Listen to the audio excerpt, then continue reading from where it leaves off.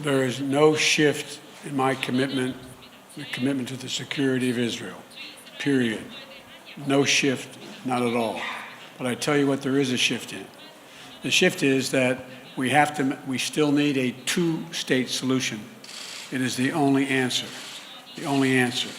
And what I'm convinced of is that we can now move, as I did even before I was able to negotiate, before the ceasefire was negotiated, that I made it clear that I spoke with President Abbas.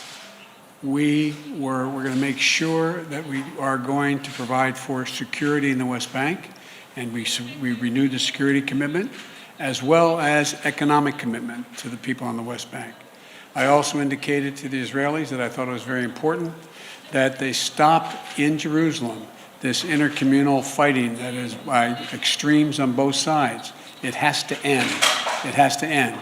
And I'm prepared to put together, and I'm going to attempt to put together, a major package with other nations who share our view to rebuild the homes, and without re-engaging, without providing Hamas the opportunity to rebuild our weapon systems, rebuild the Gaza, rebuild Gaza.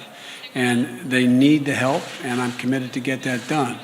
And so and I think that, my party still supports Israel.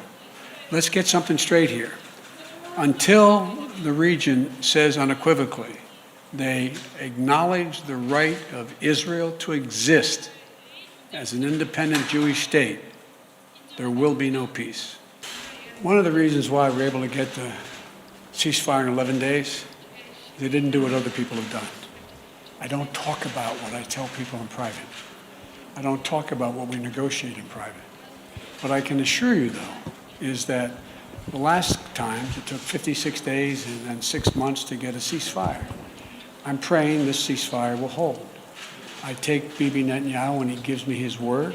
I take him at his word. He's never broken his word to me.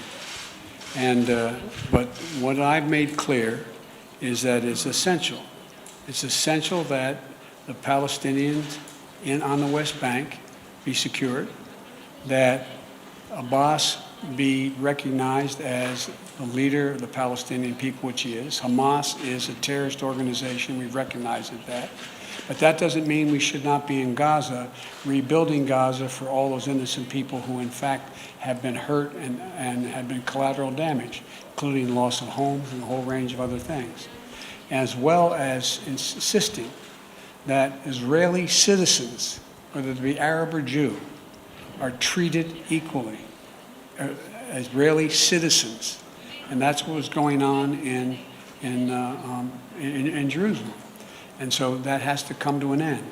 And the Prime Minister knows my views, and but the commitment that was given was immediately kept. From the very beginning, I told him what our objective was, that there needed to be a ceasefire, and he, in fact, kept his commitment in the time frame in which he said he would do it.